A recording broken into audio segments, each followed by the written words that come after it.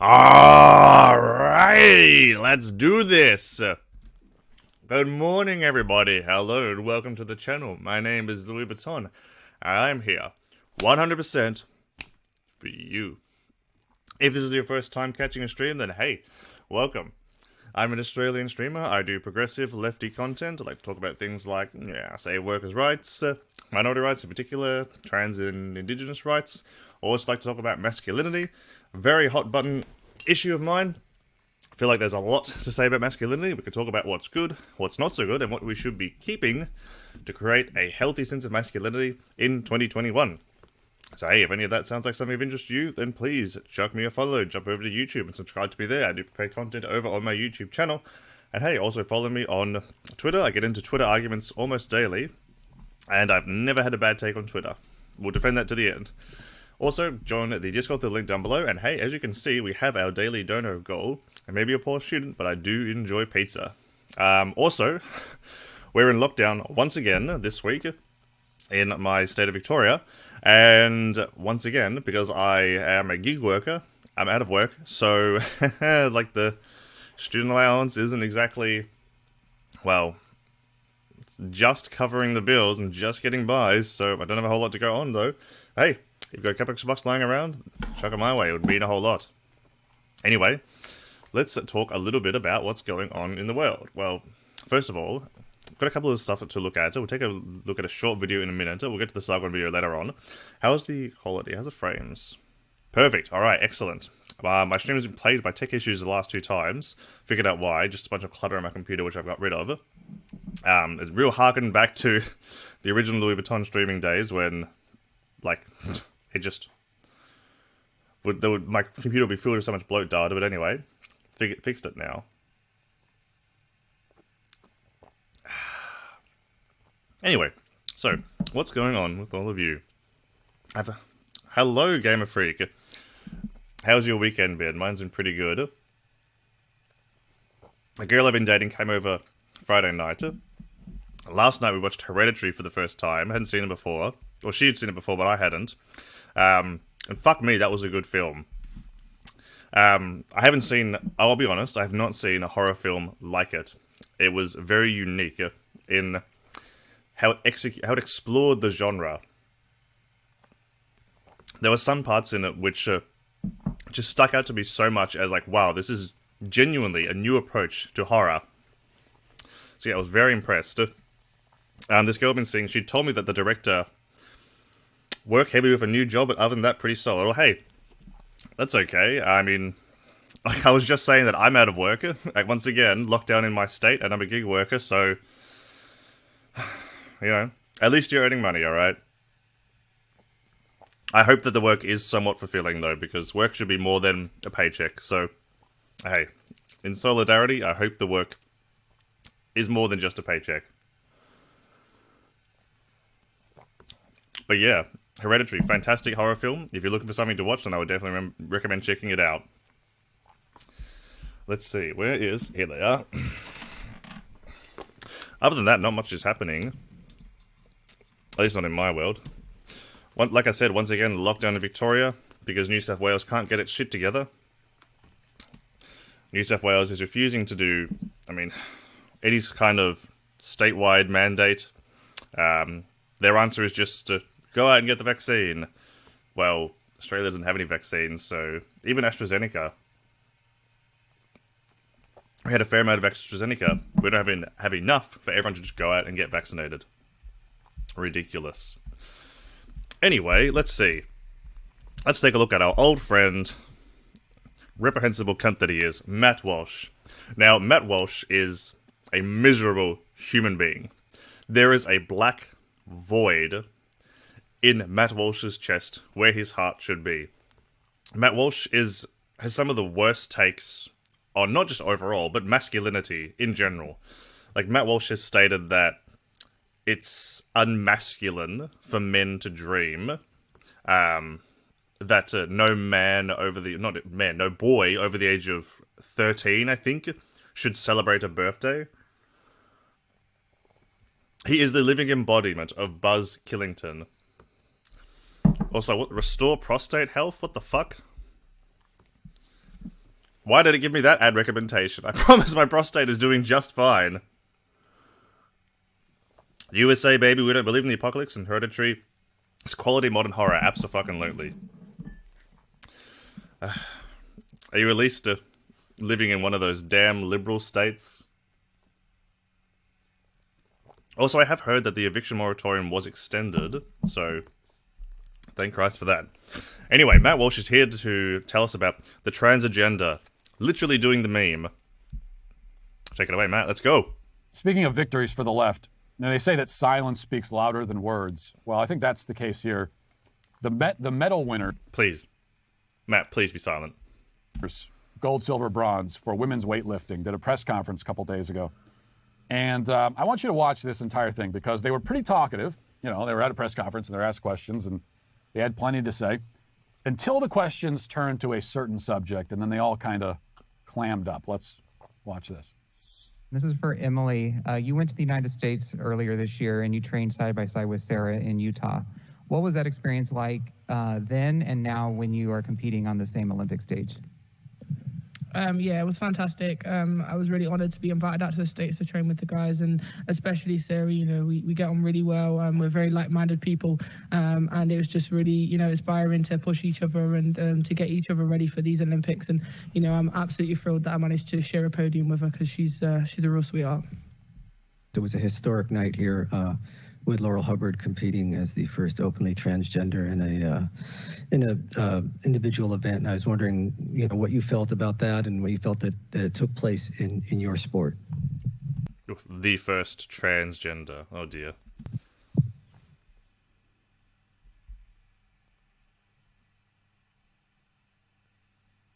No, thank you. No, thank you. Don't want to talk about it. Nothing to say. Of course, if they thought it was great, if they thought it was just great to have a man competing against them in the women's sports.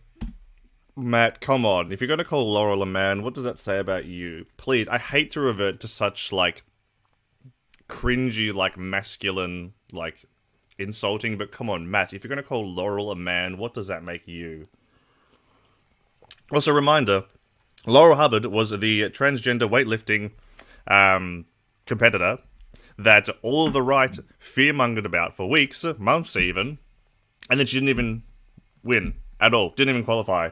She made it to the Olympics, didn't win any of the classes that she competed in. What a fucking surprise. Quelle surprise. And as to these athletes being silent, I don't know, maybe they don't add fuel to the fire. I don't know. True, Matt Walsh's favourite drink would be water. Hello, boy meets Minnie, how you doing? We're cringing at Matt Walsh. Then they would say so, because that's what the media wants to hear. So if they loved it, then they would say, oh, I think it's great. Yeah, we should have more men. Fantastic. I love it. I love to see the destruction of my sport. I think it's the greatest thing ever. How can you say that when we just looked at 3 cis women who'd won the medals? Oh, fuck me. It doesn't even matter. It doesn't even matter that Laurel Hubbard hasn't won a medal. It's still the destruction of women's sports. Oh, this guy's only 2 years older than me, but looks 15 years older.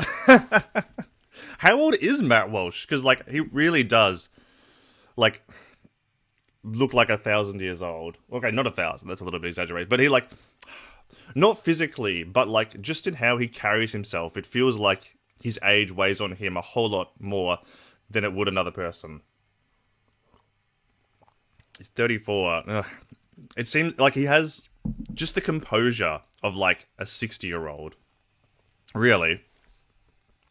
And also, reminder that Matt Walsh has, in his Twitter bio, theocratic fascist. And because it's Matt Walsh, I can't tell if it's irony or not.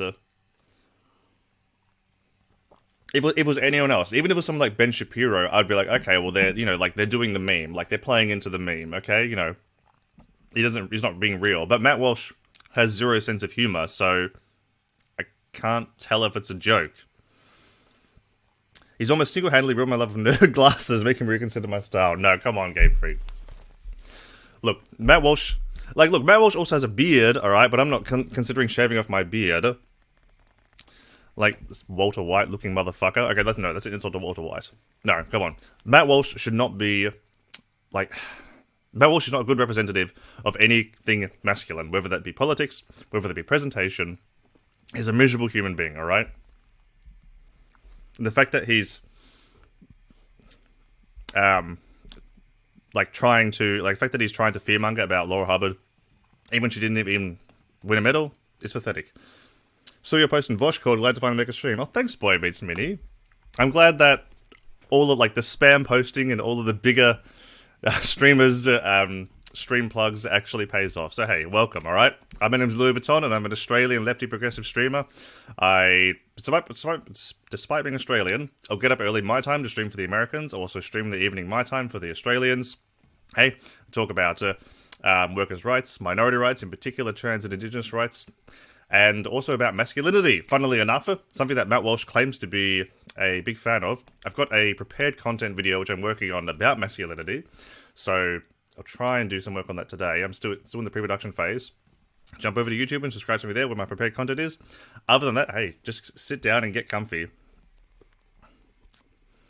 More toxic than meth. I mean, Matt Walsh, let's be honest, probably, he's on something. California, hell yeah. Damn liberal state. Here from the Imps. Oh, wonderful. I mean, I am a huge Vosh and Demon Mama fan, alright? You will see me hanging out in both of their communities. They're both good people, alright? And despite being Australian, gotta capitalize on that American audience. So hey, if you like their content, get comfy. If that's how they felt, they would have said it. So it's pretty clear, no surprise, that they're not in favor. I think we can pretty reasonably assume that almost every female athlete in the country at every level feels this way. Well, that's not true, because I've seen TikToks of other athletes coming out in support of transgender athletes competing. Also, what is this, hesitancy and this dead air? Look, here's something, let me give you a bit of a clue about streaming, especially when you're a smaller streamer like myself. You cannot shut up. You cannot stop talking. There cannot be any dead air. Matt Walsh, I know you have 300k subscribers, but you can't have this, ponderous moment where you just don't talk at all. You've got to keep up the energy. And I've just self-reported because, hey, you'll see me doing that quite a lot because I am a small streamer.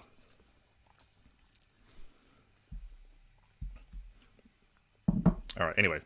Also, if you're enjoying the stream, why the hell haven't you followed yet? Whether they say it out loud or not. But most of them are not going to say it out loud. And, and I can understand the silence. I understand. Hell yeah. Gamer Vic, thanks for the follow. Come on in and get comfy, alright? Understand what motivates that. Because they don't want to get involved in this issue. They don't want to talk about this. They just won the medals, right? They don't want the story to be about this, and that's what it would turn into. Then there's going to be the immense blowback and everything else, and there's going to be consequences to their career and so on and so forth. Any sponsorship, I don't know what kind of sponsorships a female weightlifter could potentially get, but I'm sure there are some, and those are going to go away if they start speaking out against this. He's inferring a lot from their silence. I mean, like I already said, that it might just be that they don't want to make that conference about Laura Hubbard. They're just not interested in commenting. He is inferring a lot from their silence. Maybe they know that it's a hot button topic. They're just there to compete and get out, and they're interested in participating in this conversation. I hate that these arguments still exist from every metric ever. Trans people do not dominate any athletic field. I know, the most recent study that came out, the one that was by Dr. Roberts, I remember it as the Roberts study, the one that was done on Marines, not athletes, which basically has been used by... It was the one where Blair White shared and was like, see, proof that trans people have an athlete. have an athlete, have an advantage, when really, all that it showed was, A, Olympians would be better off being on testosterone blockers for 2 years as opposed to 1, and 2, it just further supports dividing up sports by weight class rather than gender. So it turned out to be, I mean, if anything, supporting our side of the argument. There's no reason that sports should be segregated by gender. I mean, if you look at team sports, like Australian football is a really good example. If you look at an Australian football lineup, all the guys will be very different. Like the ruckman, who's like the center position in Australian football, those guys will always be huge. Those guys will always have like half a foot on the next tallest player. Like, how is that fair? But when it comes to that kind of sports, no one kicks up a fuss in terms of how big players are. Weight classes aren't an issue in team sports. But sure, if you want to have like weightlifting, boxing, where you're more one-on-one, weight class makes a whole lot more sense than gender. Aussie rules is so much cooler. Absolutely. Like, look at American football is like... No, I'm not gonna use that word. American football is a little bit lame, alright? Like, I like the idea of these guys running into each other, but I mean, first of all, like, they're wearing all of this protective gear, which is kind of lame. Like, Australian footballers don't wear any protective gear, and yet they run into each other at the same speed that American footballers do. And 2, the American football games are absolute. Like, there's like, I think there was like something that came out that said something only like 14% of your average American football game is actual gameplay. The rest of it is ads. The rest of it is just like coaches planning stuff. Only 14% of the game is actual, like, you know, red 22, hut hut. So yeah, the Australian rules is much cooler. It's much more fast paced. You never get these long breaks. And also, even the ads in Australia, there's like, I guess like a rule that after a goal is scored, it goes to an ad break while the ball runs back to the middle of the field. But only one ad will ever show, my entire life, all 27 years, whenever there's been a football match, after a goal is scored, they play an ad and they only play one. It's only ever been one. Also love rugby sevens. I know less about rugby, but like rugby's still not as big as football, but pretty big in Australia. Like, there's a big rivalry between Australia and New Zealand. But again, rugby's a whole lot cooler. Really fucking big dudes, bigger than football. Like, the guys in rugby will be way bigger than football, because it's a lot more about having that momentum rather than sprinting up and down the field. It's hard for me to cause. It's hard for me to cause in sports. Compete? What is it? Cause in sports. I respect the dedication. I do think, like, combat sports are cool, but just hate to see people break themselves. Oh, absolutely. Like, this is what, like, sports is one of the, at least sports where you are putting your body under a lot of physical stress, even though, like, pretty much most sports do that. This is, like, one instance where I feel that people are appropriately compensated, like, monetary-wise. Like, for people that are on that elite level, they should be earning a whole lot of money, because, like, so many sports have a huge physical demand. Boxing, football, these kind of sports, absolutely, people should be getting paid the big bucks. On that note, though, one thing that we need to stop is holding sports people up on a pedestal. Like, I don't know if this is so much in America, but in Australia, we hold footballers up on such a pedestal so that when, you know, like, they're young guys, they're going to go out, they're going to do drugs, they're going to have parties. When that, like, comes out, you know, some candid video of them at a party comes out, they have to, like, come out and do this apology, you know, because it's like, oh, like, how will kids react when they see this? It's like, these guys are, like, 23. They're earning, like, 5-6 figure, no, definitely not 5, 6-figure salaries. Of course they're going to be fucking partying. What do you expect? Like, get them off this pedestal. Oh god, I can't type, don't look at that. Okay. Forget we ever saw that. So I get that. I really do. But at the same time, it's like we talked about at the top.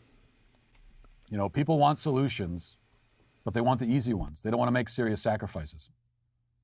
And so most of the time when you hear someone say, what's the solution? I only want to hear solutions. The word they're leaving out is easy. What's the easy solution?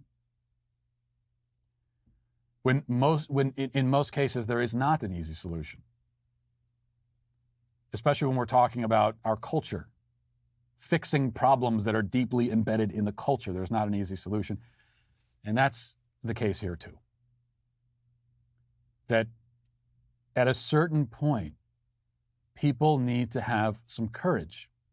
I understand why people don't have courage. I understand, again, the instinct to not want to get involved. And I'm very sympathetic to that. I mean, these female athletes, they didn't sign up for this. You know, they don't want to get tossed into the middle of this drama over this guy who can't. I get that. It's like anybody else. You know, people working there, normal. We're halfway through the video, and it's deteriorated basically into old man yells at cloud. Like, just then when he was talking about, like, the culture and whatnot, what was he saying? He wasn't saying anything. He looped back around to, like, and I get why they're staying silent. But Matt, fuck me, this video is, like, we're just over halfway through, and I'm already so fucking bored. Listen, like, I have to apologize to everybody watching. Like, I'm sorry that I didn't pull some more interesting content, because fuck me. Matt is boring as fuck. America holds athletes up on pedestals like no other. Look at the Olympic athletes getting ad sponsors. Who are they really paid to represent? I mean, yeah, like, totally. Like, the winner of the Australian Open, what's his name? Was it Nick Kyrgios? Did he win? I think he ended up winning. Like, he gets paid, like, 10 times more from sponsors than he does winning the actual Australian Open. It's bad here too. Just look at the stories of college athletes having it revealed that they hadn't actually attended a single class. I mean, like, come on. Does anyone really, like, care about that? Like, they go to college, you know, for a sports sponsorship. Scholarship. Really? Oh my god. Matt, you're boring us. Jobs encounter a lot of this kind of thing, and they're supposed to just put up with it. They don't want to speak up because they could lose their job, and you got to, you know, you need your job. You got to provide for your family, all these things. So I get all of that, but at a certain point, some courage is required. And if we're not going to have any courage at all, if we're not willing to make any sacrifices at all, then there is no hope. Okay, you may as well, I mean, flee into the woods, flee into the wilderness, go live in a desert in a cave or something.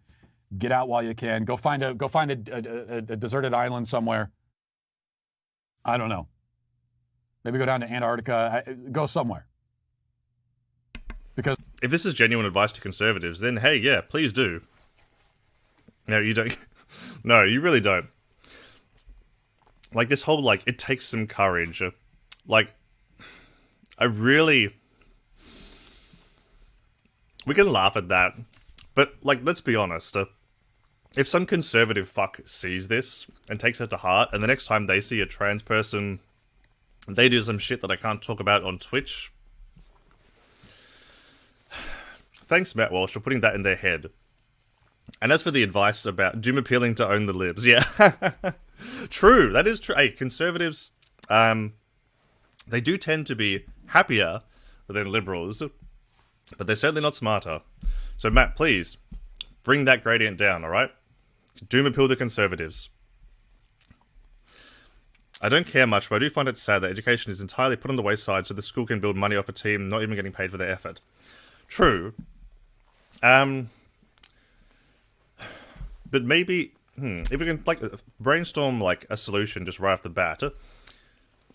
If someone's talent is sports rather than academia, well, then there should be paths for them to pursue. Like, I don't know if...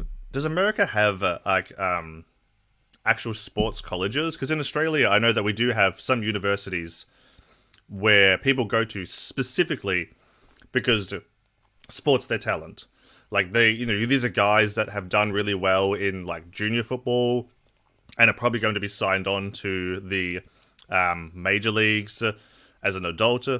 So, something where you have like different paths, like separate, detach people who are pursuing more of an academic side from those of a sports side. Because you're right, schools, rely on that sports presence. But hey, I mean, like, we can have a conversation about removing the profit motive from education. It's all tied into the university system. Only thing outside that sphere is motorsports. Interesting. Okay, yeah. Like, a friend of mine, he went to a sports university because he was really good at football. Didn't end up pursuing it. But yeah, he went to a university specifically for footballers. Or maybe not footballers, but like for sport. Matt's voice does suck the fun out of any given room. This is the man who said that it's not masculine to dream. This is the man who said that no boy over the age of 13 should be celebrating their birthday. He is the living embodiment of Buzz Killington. Absolute fun sucker. I cannot imagine being stuck in an elevator with him. If we were stuck in an elevator, like if we let's just say that Matt Walsh and I were playing a fun game of Grand Theft Auto 5 online, and in the video game, we were stuck inside an elevator. Only one of us would be getting out alive. Let me tell you, alright? One of us would be respawning in the next game, alright? Because I cannot imagine being stuck somewhere listening to Matt Walsh talk. Because there is no hope in this culture at all. It is nothing but darkness and despair that lays before us if we have ruled out simple courage. I just love this. Like, I love this. Look, trans people are so powerful that they are solely responsible for ending Western culture. Well done, trans people, for possessing a power that I could only dream of having. And that means just normal people who don't want to get involved in these kinds of things are going to have to get involved. And get involved just means speak up. Say, I've had enough of this. Think about that woman at the Wee Spa in Los Angeles. Just a normal woman. Okay, I'm sure she doesn't wake up every day saying, I want to get involved in trans issues today. But she was in the locker room, and she saw a naked man walk in there, displaying his penis to all the women and children. And she said, no, absolutely not. And she just reacted with some courage. That's what women need to do in locker rooms when the men come in and when they intrude in sports. That's what men need to do also. What about all the men? Let's see what happens when someone who looks like, Blair White or Contra Points or any other trans woman that completely passes. What happens when one of them walks into a men's locker room, Matt? I'm sure that someone's going to speak up. You bet they will. Trans people are everyday normal people. I mean, normal is just like a term to gatekeep degeneracy. Like, really, like, anything that these people can say is not normal is deviant behavior. Normal, I hate that word so much. Like, nothing is normal. Normal is just a word people can use to say that we're what's right and good with society. Those people are not. Those people are deviant. That behavior is not normal. It's just another way of saying degeneracy while avoiding saying it. He thinks they're all bourgeois when that is far from the truth. What? Who? Trans people? What? Oh, as in, like, they're destroying Western society. I stand by my conspiracy theory that his family isn't real. He just lives in that room with the conservative uplift locked to his head until it's time to spew another video. I mean, Matt Walsh is a really miserable guy. I don't know what he spends his time doing, but like, he must just spend a lot of it high. Because he's high as a fucking kite right now. Also, my favorite conspiracy theory is that, I'm still not convinced that Abby Shapiro isn't just Ben Shapiro post-transition after the revolution, sent back in time after we force-feminize all the male conservatives. Where's the evidence to the contrary? What about there was a woman speaking out at WeSpa. What about all there weren't any other, the husband. Didn't WeSpa turn out to be, like, a lie? Didn't that turn out to be just something that someone made up? I heard that it was just bullshit. First of all, like, the whole premise of, like, presumably a trans woman getting into the spa, like, okay, nothing to cry about anyway. But, like, I heard that it was just ended up being, like, bullcrap anyway. That they just made it up. Maybe you're right. Hey, I mean, like, you never know. And for anyone wondering, like, well, like, Abby Shapiro doesn't look that old. Like, if she was sent back in time, then she would look a lot older. Like, oh, come on. Obviously, like, after the revolution, technology will have gone a whole lot further. And we'll have anti-aging technology. Like, Abby's actually probably, like, 85 or something. Come on. Keep up, people. And somehow became even more media illiterate. Or, hey, that forced feminization juice will do that to you, alright? Anarcho-bimbification. Yeah, it was. Local LA News blew it up for attention. What? You're telling me that the media didn't do their job and vet a story before running with it on such a hot-button issue? Like trans people in cis people's spaces? What? Perish the thought. Were not in the locker room when that guy walked in. But many of the women in that locker room have husbands. And I'm sure those women came home and told their husbands what happened.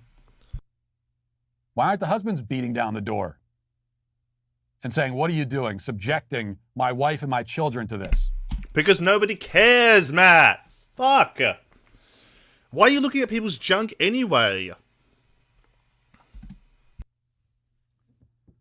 So some basic courage is needed to begin with. That's like step one.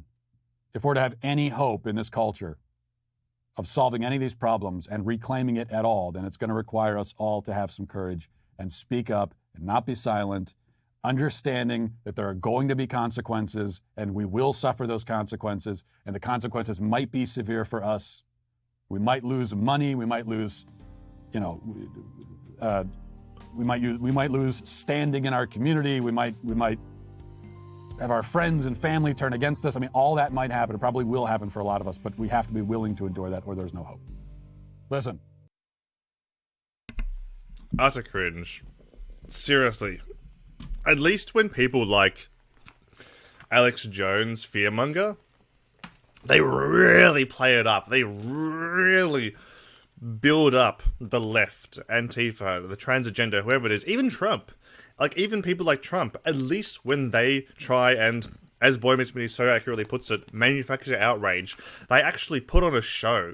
Like, who watches... I can't imagine getting revved up, like, yeah, we need to do something about the trans agenda, watching somebody like Matt Walsh. Seriously. Thank Christ he's not, like, a chemistry teacher. Or something like that. Because... he would put people to sleep. I'm pretty sure he has a book out. I'm really interested in reading some of these conservative books. I want to read Ben Shapiro's new book on authoritarianism. I'm really interested to see just what it is about. Is Matt Walsh... No way. Is Matt Walsh also a former comedian? Oh no, it's a different Matt Walsh. Hang on. I wanted to find out what he did before the Daily Wire. Because the fact that he is making bank at the Daily Wire, being this boring, fuck me, I am in the wrong business. Not fair. Seriously, let's see. Michael, no, Matt, wait, what? Matt Walsh doesn't have his own Facebook? Oh, not Facebook, fucking... Wikipedia? Hang on, no, surely not.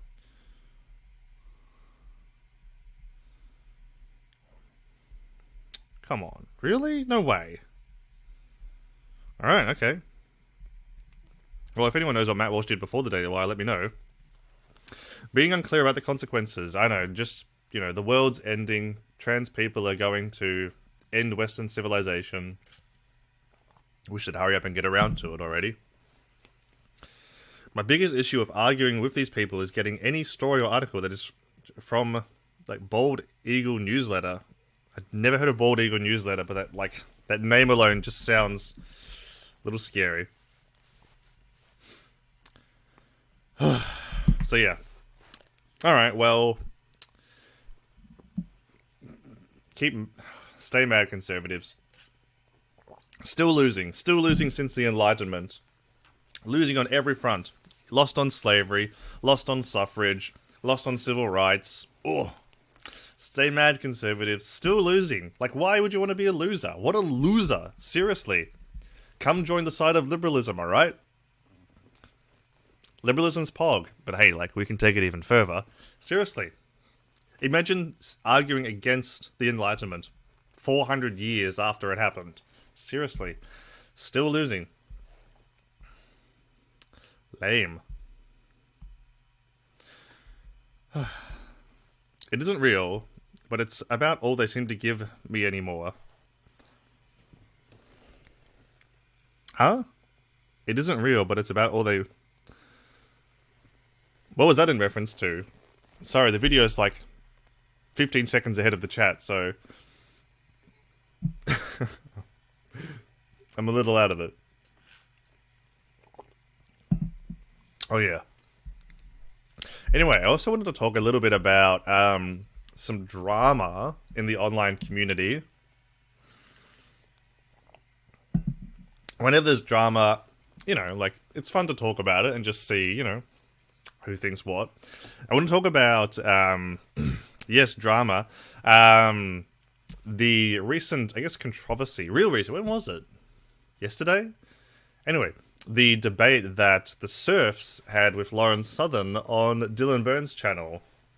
Now, I have not watched the full debate yet, but I have seen some clips. And to my understanding, Lance didn't do too well. Like, I saw one clip where Lauren Southern was talking about how the technology they use to detect bodies underground can't actually detect mass graves, which is what the guy that was... It was 2-on-2 debate, so Lauren Southern and Connor Points against Lance and some random. And anyway, the random was putting forth that this technology could detect mass graves, and it couldn't. Like, if you're going to debate someone like Lauren Southern, fuck me. You have to look good. The links they give are atrocious websites or blog posts and drama, you say? Yeah. Yeah, and, like, as cool as Lance's dunk at the end of the video was, of him, like, tearing into Lauren on all of her shit, that was not relevant whatsoever to the debate. Like, all the left, well, not all the left, but, like, a lot of people on the left are, like, soy clapping, like, yeah, take her to task on her conspiracy shit. And it's like, cool, but it's not at all relevant to what they were talking about. Now, let me be clear. I don't like Lauren Southern. I fucking hate Lauren Southern. I hate her just to almost more than any other figure online. The fact that Australia has a history of being... I spent the last 10 years driving this really hard anti-immigration line, not letting any asylum seekers in, shipping them all off to detention centres offshore, but Lauren Southern was allowed to immigrate to my country. Don't get me wrong, I fucking hate that woman's guts. But that looked bad. It looked bad of him taking her to task on all of her old stuff when it was not at all relevant to the discussion. The way he presented it, like, his words and everything, his presentation, like, it was good, but it doesn't look good when you weren't there for. You weren't there for that at all. Lance mistimed the blood sports, absolutely, because it was right at the end. It was like closing statements. If you want to talk to her about it, say, hey, I want to talk about the Great Conspiracy, the Great Replacement. You know, bring that on, sure. Because she hasn't walked back any of those beliefs. She hasn't come out and said, this is crazy, I don't believe this anymore. She's trying to ride this centrist line, but I mean, no one buys it because she hasn't denounced her Nazi views. So, look, another angle about this whole Lauren Southern thing is that Lauren Southern has zero presence online. And doing things like debating her on, this issue of Canadian genocide, she's the one that benefits the most from that. She has no presence online, and I get that leftists would be very quick to jump on board of having a discussion with her because she's a huge name. She was the poster child of the alt-right, so I get why people would want to talk to her because it's it's a big headline you can put up on Twitter saying, hey, next week I'll be debating Lauren Southern, and everyone will go, oh my god, Lauren Southern, really? I'll have to check that out. Take a moment and think, is this really appropriate clout chasing? Because now Lauren is going to debate Lance, I think on the Great Replacement shit, on Destiny's channel. Destiny's going to be the moderator. She benefits the most from all these interactions. She writes anti-LGBT children's books, right? Yeah, and that's another thing. She debated Xander Hall about her book, and he really didn't push back on her enough. The criticism at the time was that if you're going to platform, don't platform the right if you're not there to argue. Don't platform right-wingers just to agree with them. This is kind of funny, but I would love to have a conversation with Nick Fuentes about religion. Because, I'm so interested in masculinity, I'd be really interested in what he has to say about religion and masculinity. But that wouldn't really be so much of a debate. There'd be contention. We'd have disagreement in about what a man should and shouldn't be. But it's not a debate. I would love to have that conversation, but I'm not going to do that because I'm not going to be there to argue with him. So, at this point, Lauren's gone from zero online engagement to appearing on one of the biggest, or soon to be appearing on one of the biggest Twitch streamers' streams. Uh-oh. Oh, yeah, the book. Yeah. I've seen the book. It is transphobic, and that's the problem. Xander Hall didn't push back enough when he talked to her about it. He should have gone much harder on the anti-trans stuff, and if Lauren wants to get into that, well then, hey, have the trans debate. Because I've seen Zan have that debate before, and, debating trans stuff, he does great. Don't platform people like Lauren if you're not there to talk, if you're not there to tear them down, and even then, don't platform her at all. She is laughing. She is winning. She's used the Surf's platform, Dylan Burns' platform, Connor Point's platform, whoever that other random was, Lance was, and soon Destiny's platform. She's laughing at us. Come on, people. I caught Vosh's stream yesterday, and people were like, oh, debate Lauren Southern. And he was just straight up said, no, I won't. He said, I'll only talk to her if we can talk about the Great Replacement stuff and her old views. But I'm not going to debate her on trans stuff, because why would I give her that platform? And that's exactly how we should be approaching this. If you want to platform Lauren Southern, pull up the fucking video that she did on the Great Replacement. Say, hey, what is this shit? Here's the Christchurch Shooters Manifesto. Directly references you and your conspiracy theory, huh? You want to talk about that? I also think it's funny that Destiny just isn't even trying to hide how little he cares about anything anymore. I mean, I feel like... I feel like that's the best way to put it. I don't feel like Destiny, not necessarily, cares anymore, but, I just don't think he cares about the fallout from anything that he does. I'm not saying that, he...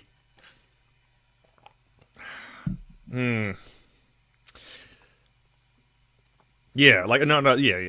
I think the best way to put it is that he doesn't care, what kind of consequences come about from, whether that's, having a debate, or dragging some small account on Twitter, or platforming someone. I just don't just think that he doesn't care about anything. I just don't think he cares about what happens after. DGG probably likes her. Oh, come on, like, come on, like, we have to have a bit of charity, all right? Like, Destiny and his fans are still liberals, and Lauren Southern is not a liberal. Lauren Southern is a Nazi. Come on, like, like, Destiny does curate his Discord. We know that.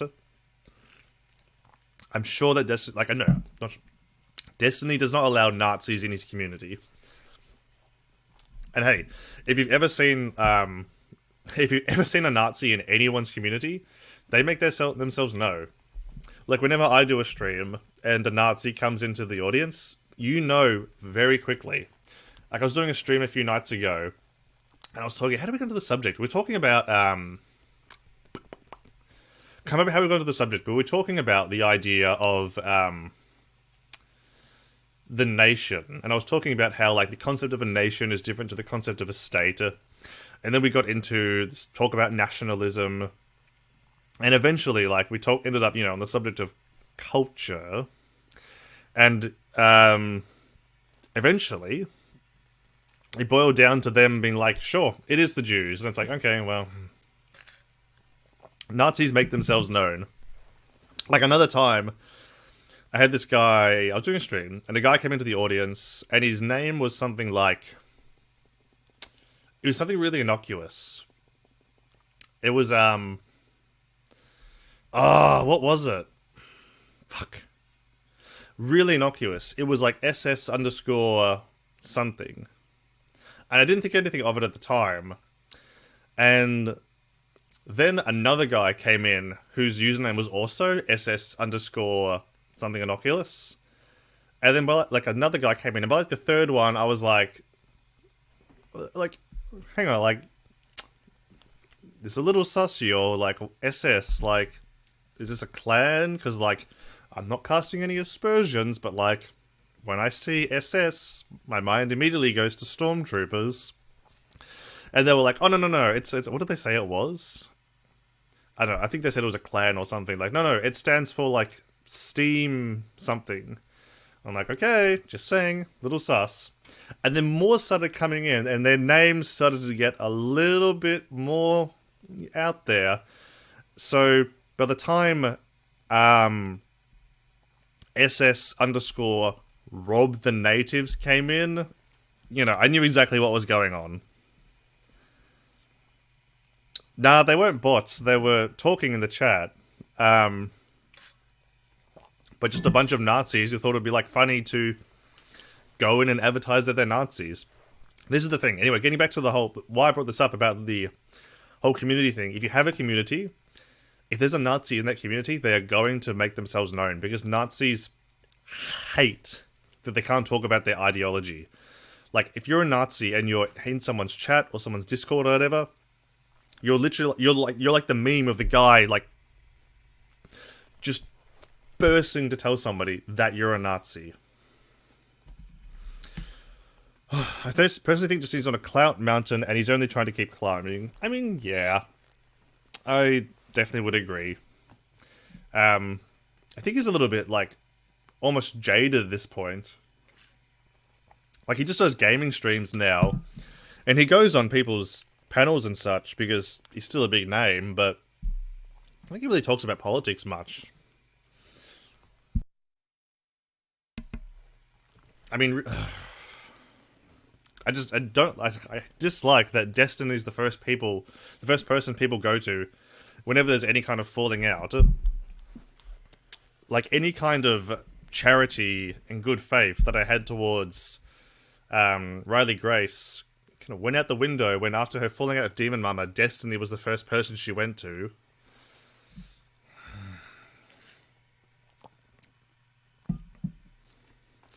Really, any sense of charity is like, well, I can see that, you have your opinion, and, while I might believe you're wrong, I still respect your right to have it. The fact that she went clout chasing with Destiny straight after, Yeah. Yeah, little yikes. Anyway, that's the drama. I'll have to watch the debate at some stage. But, yeah. Don't platform people on the right if you can't attack their ideas, and don't platform them at all if they have no platform.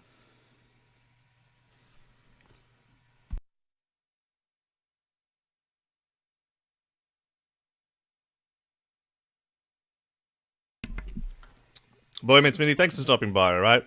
Glad to have you. Catch you around. He doesn't infuriate me the way he does others, and I can still agree with the guy on plenty of things, but he's just so angry it makes me hard. I mean, my biggest problem with Destiny is I don't think he uses his platform responsibly. You know, like, he'll constantly, like, quote tweet 7-follower Andy accounts on Twitter, which is really just mean. Alright. Okay. I've been trying to cover this the last couple of streams and just haven't got around to it through a myriad of reasons. This was recommended to me by another streamer based on a topic I think it was actually... It might have even been in that stream that Nazi was in. So yeah, I want to hear what Lonerbox has to say. Apparently Sargon gets absolutely dragged in this video about the myth of Muslim gangs. So hey, let's check it out. It is a little sped up. Meet Sargon of Akkad, the silly office man who harassed some feminists under the name of an ancient Mesopotamian conqueror and ended up getting taken seriously for some reason.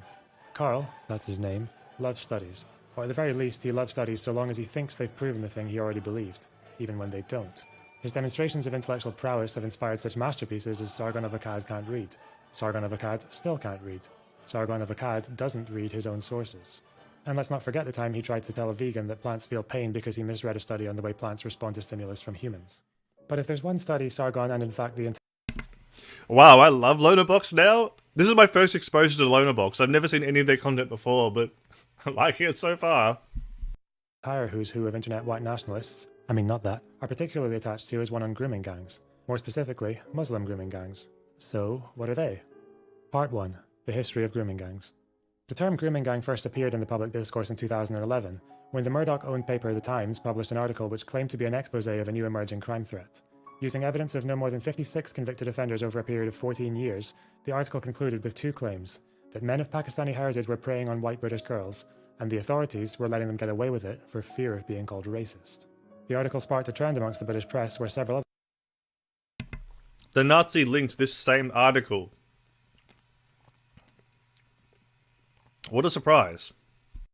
other outlets put out similar stories of their own, each plastered with pictures of brown-skinned men and each echoing the same claim that they backed up with a selection of high-profile cases in towns like Rotherham, Rochdale, Derby, Telford, Oxford, Huddersfield, and Newcastle. Now, you may have noticed that 56 offenders is a pretty small sample for a country of over 60 million, isn't it?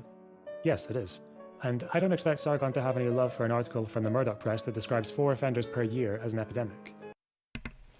Not a problem, Gamer. Thank you for stopping by, alright? And thanks for the follow. Much love to Demon Mama and Vosh. If people were going to take this position seriously, they needed something more credible to stand on. In 2017, their puzzle was completed, when the Quilliam Foundation published a study which found that 84% of grooming gang offenders in the UK were South Asian, despite them only making up 7% of the total population. The majority of these offenders were found to be of Pakistani origin with Muslim heritage. On top of that, the report also suggested that the background of these offenders had directly influenced their actions. The aim of the study, in the words of the authors, was to give academic and nuanced context to an issue that many are afraid to talk about for fear of being called racist, and to prevent the hijacking of the issue by actual bigots and xenophobes.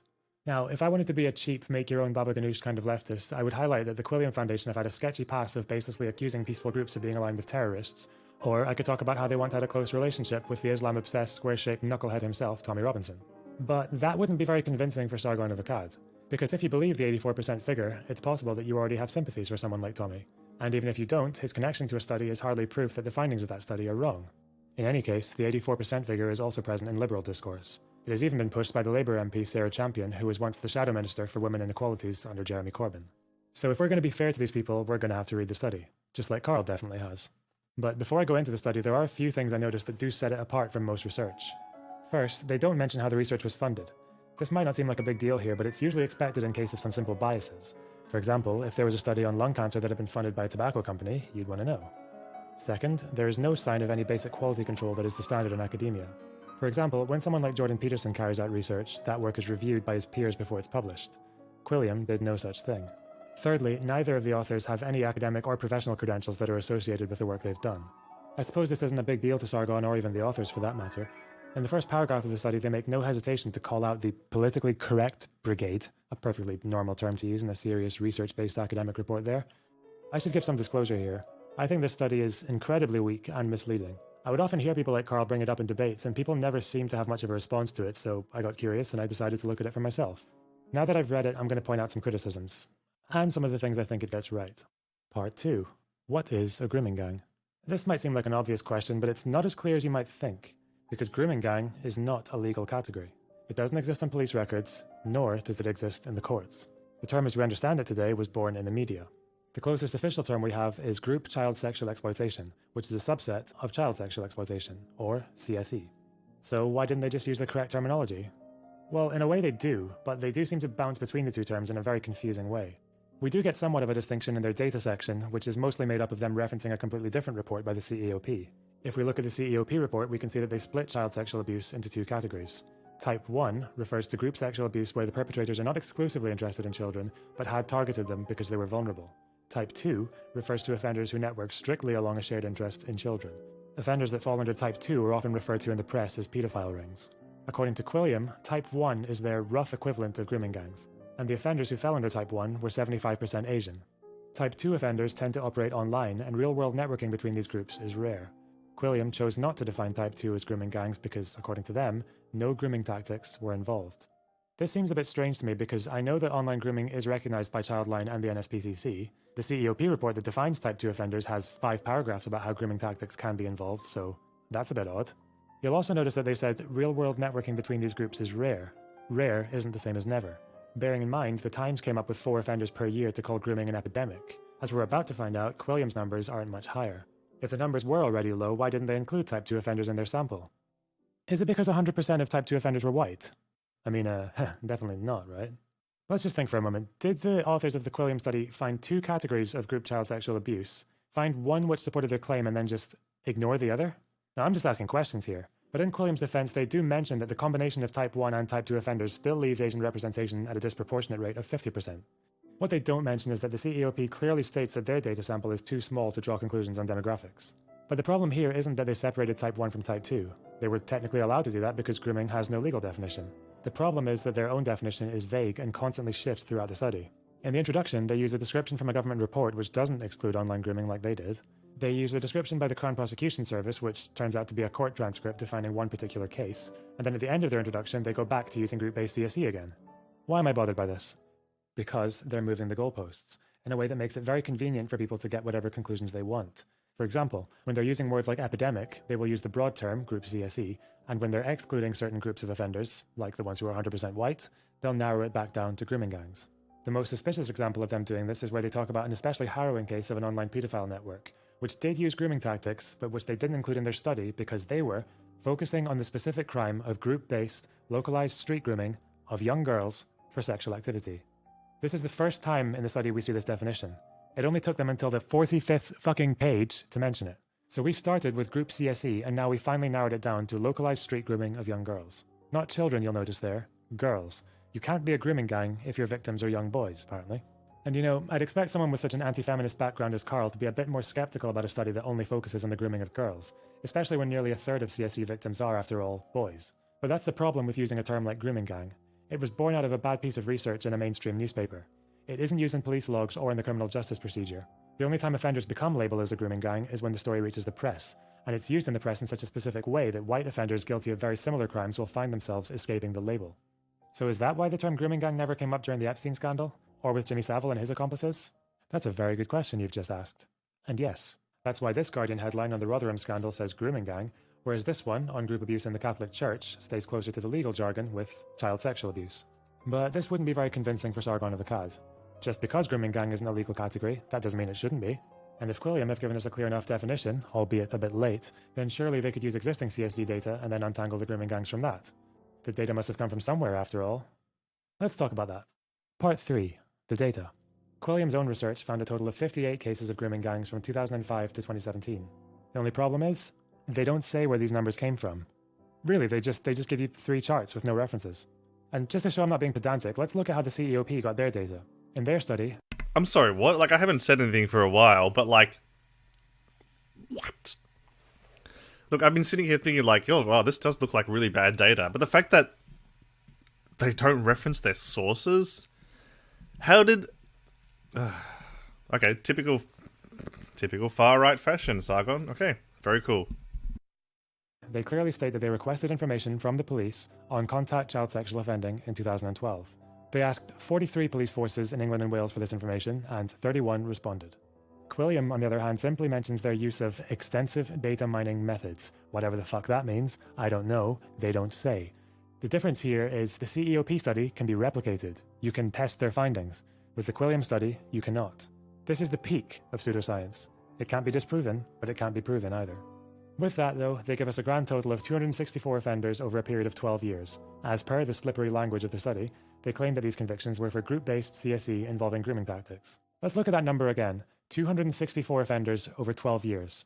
That's 22 per year. Notwithstanding, of course, how horrific these crimes are, the number is fairly small compared to the 6,600 CSE offenders who were convicted from 2015 to 2016.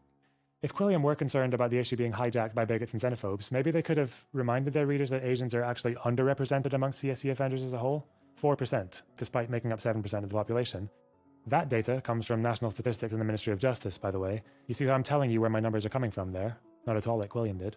I am being flippant with them over this point because their clumsy use of language can have a very strong influence on the weak-minded. And I'm not just talking about Carl here.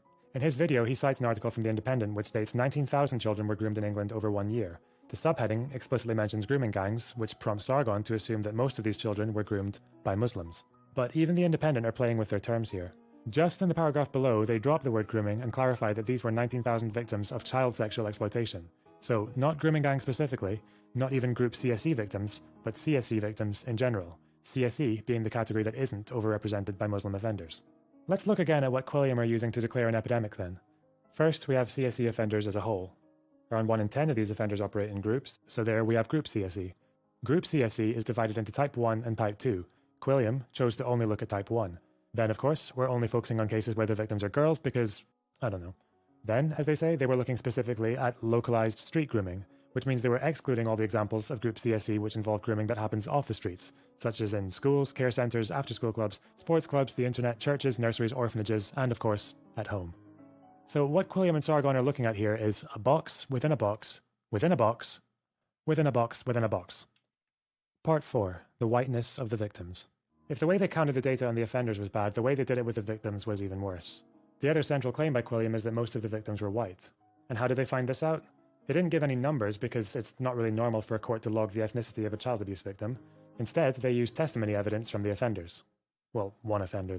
They used a quote from one of the offenders. That's 0.4% of their total sample, talking about one of his victims who was white.